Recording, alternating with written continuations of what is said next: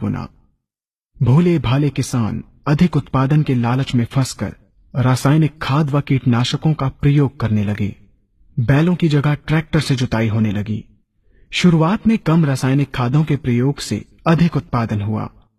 धीरे धीरे रासायनिक खादों के प्रयोग के कारण भूमि की उर्वरा शक्ति क्षीण होने लगी, जिसकी वजह से उत्पादन घटने लगा तथा फसलें कमजोर होने लगी।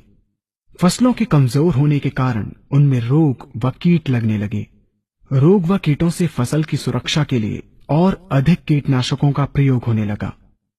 एक तरफ ज्यादा उत्पादन के लिए अधिक रासायनिक खादों का प्रयोग होने लगा, वहीं दूसरी तरफ फसलों को रोग व कीटों से बचाने के लिए अधिक विषाक्त कीटनाशकों का प्रयोग बढ़ गया, जिसके कारण उत्पादन लागत बढ़ी और किसान को लाभ कम होने लगा, बल्कि छोटे किसान कर्ज में डूबने लगे।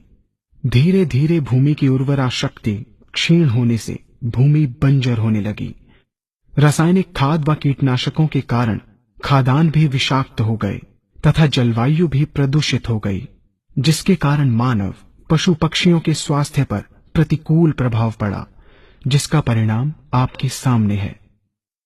मानव स्वास्थ्य पर रासायनिक खादों के पड़ने वाले प्रभाव को आप ऐसे समझें।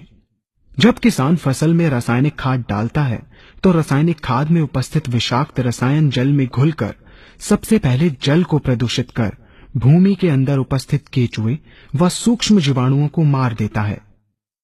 ये बात सभी किसान अच्छी तरह से जानते हैं कि केचुए व अन्य सूक्ष्म जीवाणु भूमि की उर्वरा शक्ति को बढ़ाने के लिए अति आवश्यक होते हैं। विषाक्त रसायन के कारण इनकी मृत्यु हो जाने से भूमि की उर्वरा शक्ति नष्ट हो जाती है तथा भूमि कठोर होकर बंजर होने लगती है। रासायनिक खादों के विषाक्त रसायन पानी के माध्यम से अन्य खनिजों के साथ फसल के अंदर पहुंचकर फसलों को विषाक्त बना देते हैं। बाद में जब खाद्यान्न के रूप में मनुष्य या अन्य पशु इन्हें खाते हैं तो ये विषाक्त रसायन मानव स्वास्थ्य पर बहुत ही बुरा प्रभाव डालते हैं तथा मनुष्य के अंदर तरह तरह के रोग उत्पन्न करते हैं। जब हम जैविक खाद का प्रयोग भूमि पर करते हैं तो जैविक खाद पानी में मिलकर पानी को प्रदूषित नहीं करती।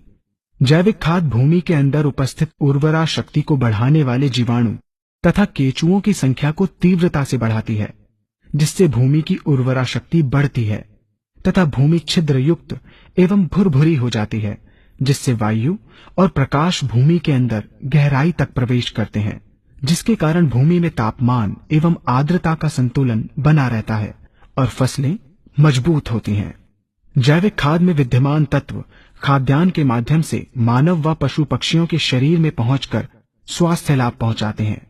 जैविक खादों के प्रयोग से फसलें अच्छी और मजबूत होती हैं, जिसके कारण उन पर रोगों एवं कीटों का ज्यादा प्रभाव नहीं पड़ता।